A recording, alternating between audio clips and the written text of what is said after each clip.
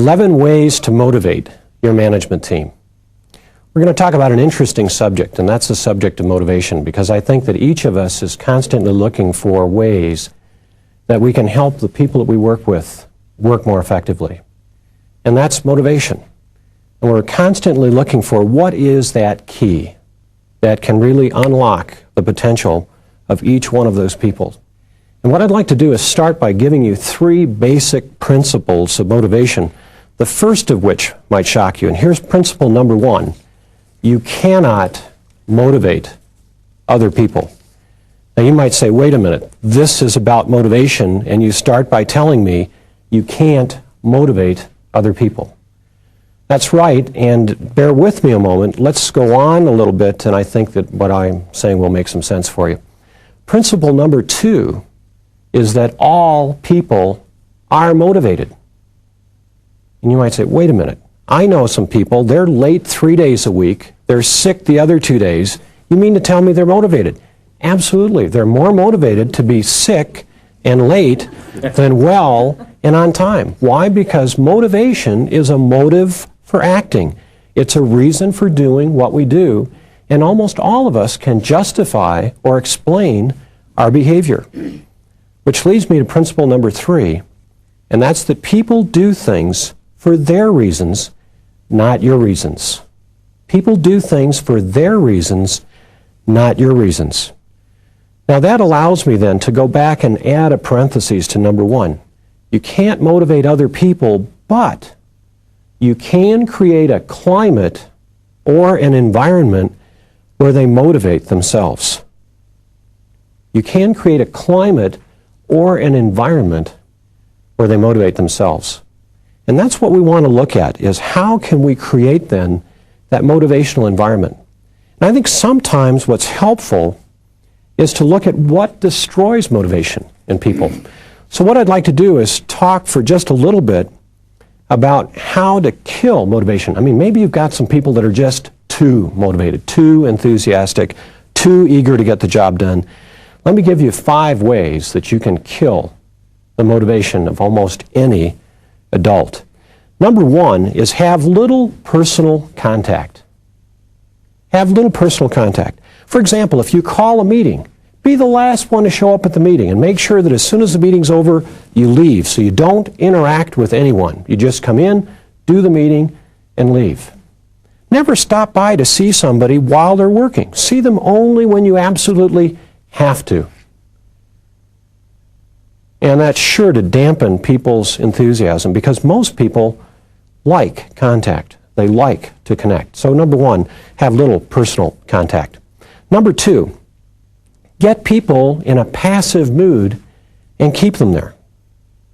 You know, let me use an example out of a meeting. Let's say that you're doing some sort of staff meeting, or it might be a sales meeting. Well, my suggestion would be that you use a lot of lecture, don't use any interaction, and if it's an all-day meeting, after lunch, start off with a film, preferably black and white, about an hour long, at least 20 years old, and make it clear that if there's any props or any equipment shown in the film, it's obvious to everybody that this is obsolete. Okay, so get people in a passive mood and keep them there. Why? Because most people really prefer to be involved. So if you don't allow that, you'll kill their motivation. Number 3 is assume that people can apply what they're taught. Don't bother with examples. I mean, these are adults, so if you want them to do something, just tell them what to do and don't bother to explain it. Certainly don't show them how to do it. Just tell them what to do and then skip the examples. I mean, you can run much shorter meetings. If you skip the illustrations, you can cut your meeting times by 80%. Of course, nobody will be able to apply anything because most of us like examples. I mean, somebody might say something to us, and what we really get excited about is, give me an example. And then somebody gives that example, and it turns the light bulb on for us. So skip the examples. Number 4, be quick to criticize. Be quick to criticize. And remember this management principle. Criticism should be delivered in public, praise, if any, given in private. Okay, criticism should be given in public, praise, if any, given in private. Matter of fact, I think back to a time about, probably 10 years ago or so. I was at a meeting and I thought, well, here's a great opportunity for me to be a participant. And so the speaker arrived, and as a matter of fact, he illustrated probably every one of the principles we've talked about so far, because this meeting had a reception from 5 to 6 and a dinner from 6 to 7. And then at 7 o'clock, the speaker showed up. I mean, he was not there for the reception. He was not there for the dinner. And he started his presentation by saying, I don't really know what I'm doing here. But I was told that I had something useful to say, so here goes. And actually, I could have been better prepared for this, but I thought that this was next Tuesday, and it wasn't until this morning I realized I was supposed to be here tonight. Now, of course, you'd be eager to go to a management meeting with that kind of focus, wouldn't you? And so he said, but here goes. With that, he picked up a piece of chalk and proceeded to lecture. And he lectured for 55 minutes. And at the end of 55 minutes, he said, do you believe that if you change attitudes, you change behavior, or that if you change behavior, you change attitudes? I got to remember, this is a group that's had an hour reception, an hour's worth of dinner, 55 minutes of lecture. Half of us couldn't even remember the question by the time he completed it. And he got absolutely no response. So I raised my hand. And he looked at me and said, you want to try? And I said, well, I believe that if you change attitudes, you always influence behavior. And if you change behavior, you sometimes influence attitudes. Now, by that point in my career, I had academic training that said that it was true. I also had 10 years' experience in industry that told me it was true. And you have to remember, I'm sitting with about 30 people that I didn't know very well. Had just met a couple of hours earlier. And this person looked at me and said, do you still believe that? All the literature points out, and I always wonder when somebody says that, all what literature? I mean, I do a little reading, and I think I have fairly good self-esteem, but I didn't feel too good. And then finally, he went on, and about 15 minutes later, he went up to a flip chart, and he said, we were doing some research for an insurance company, and they found that sales of new agents would go up for about 18 months, but then they would drop and level off, and they wanted to find out what is it that's happening at 18 months that's causing those sales to drop. And what do you think we found when we did the research? And he got absolutely no response. So I raised my hand. And he said, you want to try again? And I said, well, they ran out of relatives. Now, I admit that when you're thinking about insurance, that maybe that's a stereotypical response, that insurance salespeople start with friends and relatives. But, at least it got the ball rolling. Now he could have said, that's a really good guess, but we found that they ran out of relatives right at about 6 months. But, that's a really good guess. Does anybody else have a guess? He could have said that. He didn't. He looked at me and said, that's wrong. Does anybody else want to try? No one else wanted to try. Now, he went on for about another 35 minutes, which, by the way, put him 20 minutes over his appointed ending time. And then he was finished. Now, when I point to this table, I'd like you to go like this. And when I point to this table, I'd like you to go like this. And when I point to this table, I'd like you to go like this. Okay, so get ready.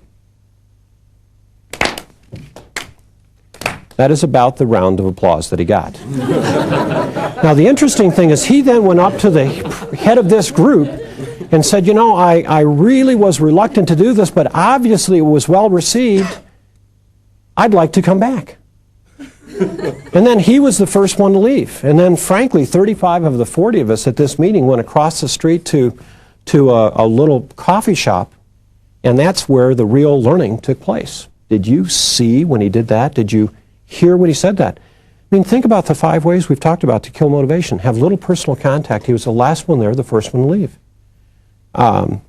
Get people in a passive mood and keep them there. He asked 2 questions in almost 2 hours.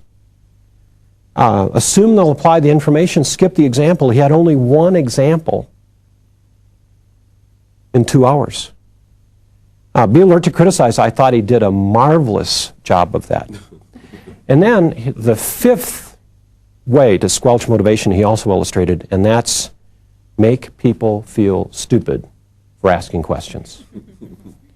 And he certainly succeeded in that. Now, I think that probably each of us in our experience has had a manager or supervisor who probably exhibited at least some of those things.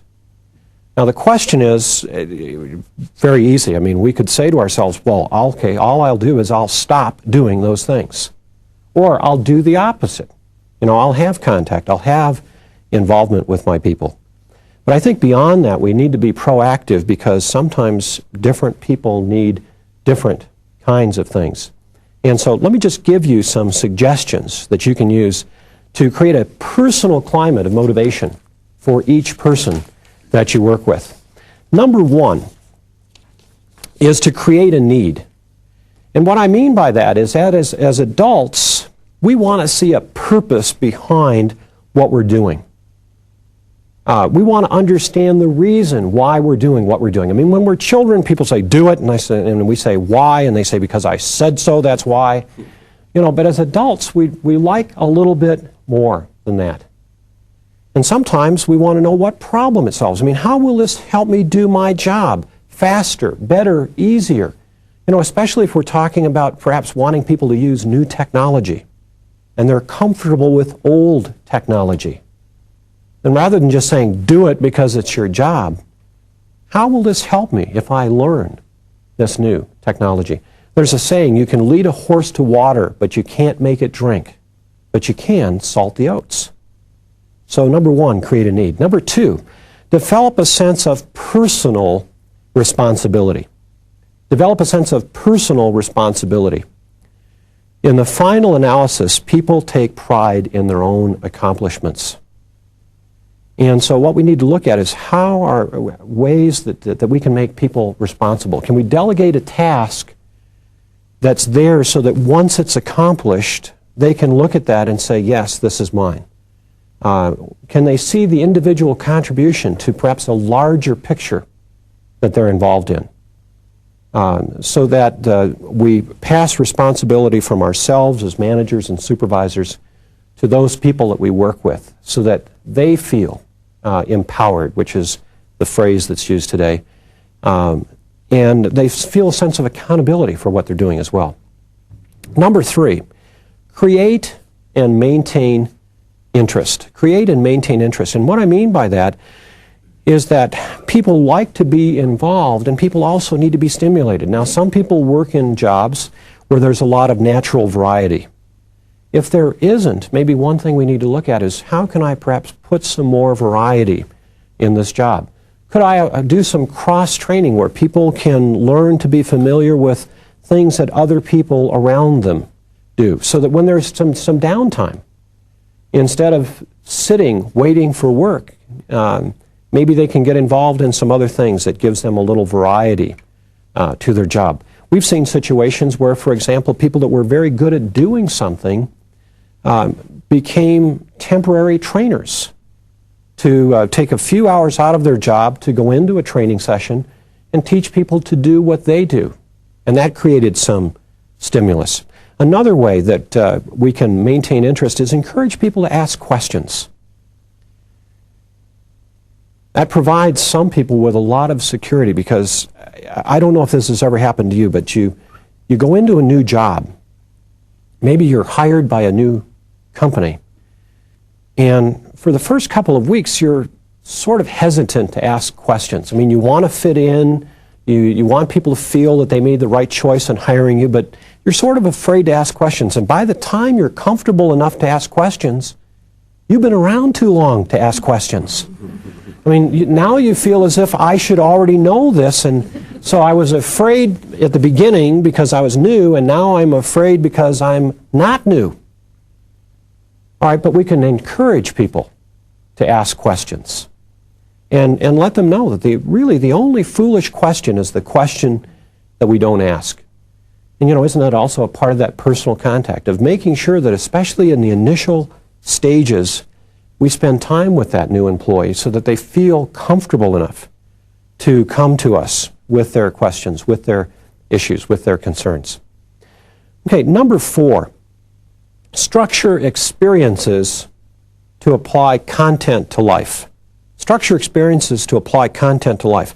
And what I mean by that is that a lot of times we give people examples or illustrations or information in meetings, but we don't give them the time to step back and say, okay, how does this apply on my job? And I find that as a manager or a supervisor, I don't necessarily have to make that application for them. What I can do is give them some thinking time and some discussion time so that they can find their own applications. And can you see how that ties into that idea of fostering personal responsibility? You know, it's helping them come up with their own answers that I can then, as their manager, validate and say that's right on target. And see, also that's part of ownership. You know, when we're part of the decision process, or when we come up with an idea, we'll defend that idea, we'll apply that idea, we'll make that idea work. Number 5, give recognition, encouragement, and approval. Give recognition, encouragement, and approval. William James, the Harvard psychologist, said the greatest need of every human being is the need for appreciation. Most of us are like dry sponges waiting for a drop of appreciation. People are very quick to point out when we've done something wrong, and generally we don't even need their help. But they'll come along and say, do you know what's wrong? We go, yes, I knew that. And say, well, I just wanted to be sure. And say, well, thanks very much for pointing that out, especially in front of all of these people. You know, and then finally, we do something that is so right, we can hardly believe we've done it ourselves.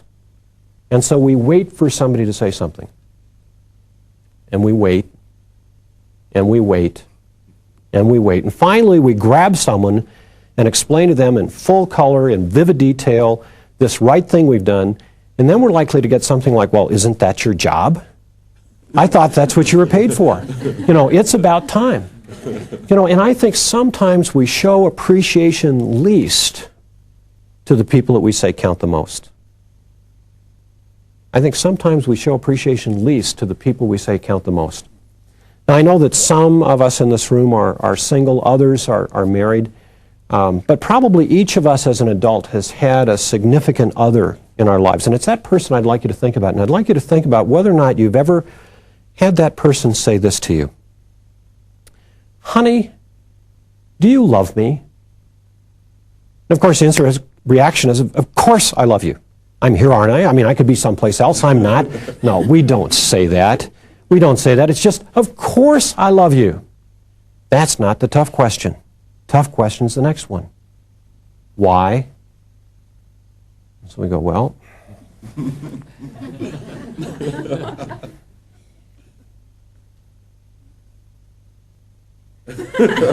well, you see, it's not that we can't think of anything to say. It's just the things that we can think of don't seem to be important enough to answer that question. I mean, we ought to be talking about climbing mountains, crossing deserts, swimming oceans. But what that person is really saying is, I need to hear from you that you care. And if you can't say it without my asking, then even though I'd rather not ask, I'll ask, do you love me? And do you care? You know, it's sort of like the guy that had just gotten married, and he said to his new bride, now, honey, I'm not very verbal, so let me just say this. I love you. If it changes, I'll let you know. You know, well, I mean, that's not good enough. That's not good enough. I had an athletic coach in high school who used to yell and scream and shout. And I was doing my absolute best to meet his standards. And finally, one day, to be honest with you, I was 15 years old. I was doing my dead level best, and in front of 60 guys on the athletic field, I broke down and I started crying. And this guy, I was about 5'10" probably at the time. He was 6'4". He came up, and I was playing football. He grabbed the face mask on my football helmet, pulled me up eye level and said, Pike, as long as I'm yelling, you know I care. When I've stopped, you know I've given up on you. Now, I know that in his mind, he probably thought this was reassuring. But to me, what I wanted to hear is when I'm doing right, tell me. And it makes it a lot easier to take the criticism when I've missed the mark. The greatest need of every human being is the need for appreciation. Give recognition, give encouragement, and give approval. Number 6 is foster wholesome competition. Foster wholesome competition. Now, what I mean by that is that I compete with me. Success is what I am compared to what I can be. It is me compared with me, and it's you compared with you. And so what I'm doing is I'm looking at what is my standard, and then how do I raise that? Because I think that all too often one of the most destructive things we can do in an organization is have people compete with one another. For example, that's why in my own organizations I have never run a sales contest, but I have run incentive programs. And an incentive program says everybody that meets this standard gets the reward. Versus here's a contest and the top person gets this. Because in my experience, you do a contest like that and everybody already knows one of 2 or 3 people is going to win it. So why try?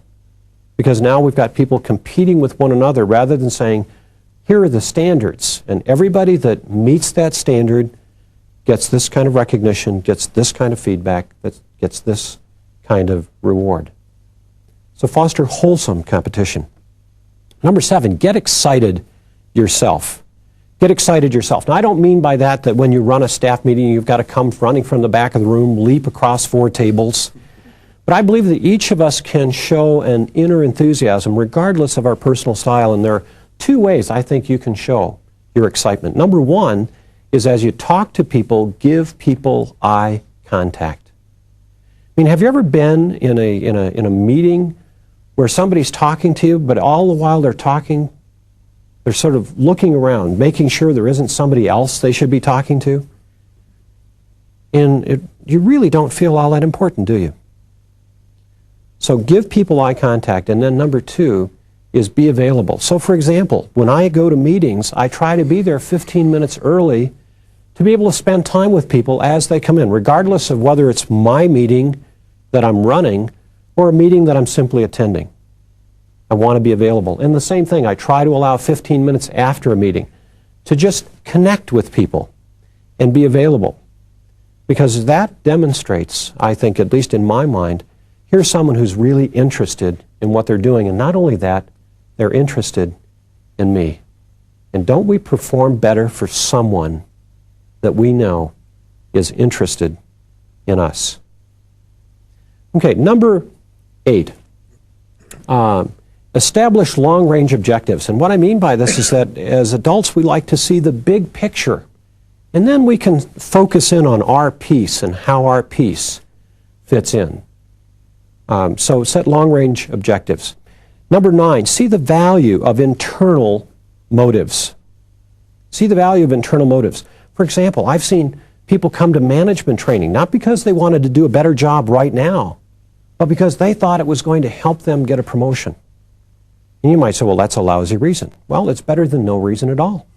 It's better than someone who goes simply because they were sent. I've seen people go to sales training courses, not because they wanted to sell their company's products better, but because they were starting a little side business and they thought it would help. And you might say, well, that's terrible. Well, you know, if it helps them be better at their company job, and it causes them to be more focused in that training program because they see a personal value to themselves, why not? I've seen people go to communications training, not because they needed to communicate better on the job, but because they were having a problem talking to a son or daughter or a spouse. Well, doesn't it benefit us as an organization if that person picks up some principles from our training that helps them resolve some personal issues so that maybe they're not thinking about that when they're on the job? Because it's been my experience that if we have problems in our personal lives, we don't leave it at the door.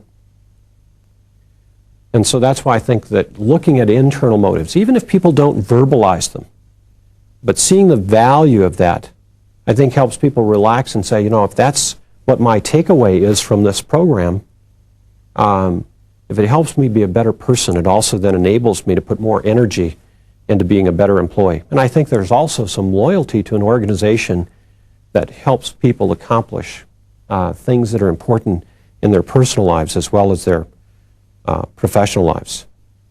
Then number 10, intensify interpersonal relationships. Now, some people think, okay, that means that I as a manager really have to spend a lot of time with my people, and I'm not really meaning that as much as I'm meaning help people to connect with one another. See, because as a manager, my time is limited. But if I can help people within the organization develop connections so that they feel comfortable talking to somebody in another department about a problem because somehow they've connected with that person, it makes them have many more options for how to get the help they need than to say, gee, this is the only person that I can get help from, and he is not available or she is not available, and so I guess I just have to sit here at my workplace and feel frustrated or try to figure it out on my own.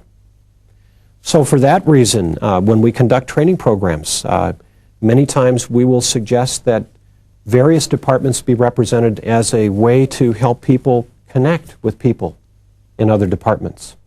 By the same token, when we do team building, we suggest that we sort of build the team with everybody in the department. It's sort of hard for 4 people from the department to go to 4 different team building programs and then come back and try to function as a team. But intensify those interpersonal relationships. And then finally, number 11, give them a choice. Give them a choice. And what I mean by that is that there are many times when we give people responsibilities, but we can give them a choice on how they fulfill that responsibility. I think there are some managers who are so control-oriented that they have to plan everything down to the last detail, and they never give people a choice about how to execute it at all. And so let me just suggest to you, for example, you may have people that you feel are fairly immature and they really don't understand too much about the organization or the process that you want them to do. But there are still ways that we can delegate responsibility to them. And let me suggest to you 5 things that I found helpful in my own experience. Number 1 level of delegation, and this is sort of bonus information that I'm sort of springing on you. So level 1 delegation is collect the information, give it to me, I'll make the decision. But I can still give them a choice as to how they collect that information and say, if you need some help on resources, I can give you that. Level 2 is collect the information, give me some options, and I'll make the choice. All right, but see, there's now a little bit more involvement because that person is perhaps a little bit more experienced, a little bit more mature. They've proven themselves to you a little bit more. Level 3 is gather the information, give me the options, and then tell me what you would do, and I'll make the decision. Okay, level 4 goes one step beyond that. Gather the information, give me the options, give me your decision, and unless you hear back, implement it. And then level 5 is, here's the task, I don't need to know anything else. Just do it. But you see, so many times managers think that level 5 is what delegation is, and unless I've got somebody mature enough to do the whole thing, I can't delegate anything. I can't give people choices. Now think about these things in light of your own experience. I mean, what would it mean to you if you worked in an environment where you were given responsibility, where you were encouraged to ask questions, where you were given choices, when you were given recognition and praise and appreciation? I mean, is there anybody here that gets too much of it? You say, oh, I'm thinking about leaving this company because if I get any more praise, you know, I don't think any of us is short of it. Well, if this will help create a motivational environment for us, and some of us might be here going, boy, I wish my boss was here. You know, if your people were watching this, they might be saying exactly the same thing. Boy, I wish my boss was here. Well, you know, the terrific thing is their boss is here. And so now it's a matter of, some people talk about it, some people do it. Let me encourage you to take some time to think about these and not run back and try to do all 11 things at once. Because I think sometimes what happens is we come back from a meeting and as if we're shot out of a cannon and people go, oh, give them a couple of days, they'll be back to normal. Or we go back and we tell them all the things we're going to do. And then if we don't, they go, oh, you see, we were set up again. Promises made, not fulfilled. So let me just suggest that you just quietly go back, pick out 2 or 3 of these things, and decide to work on them for a week. And then as you see those things working, pick out 2 or 3 more. And just slowly build them into your everyday pattern. Slowly build them into your repertoire so that they become a part of you. And if you do that, I think what you'll find is that your day-to-day management is going to be a lot more fun, it's going to be a lot more rewarding, and you're going to see a lot more accomplishment from your team because you've taken the time to create a climate where they can motivate themselves.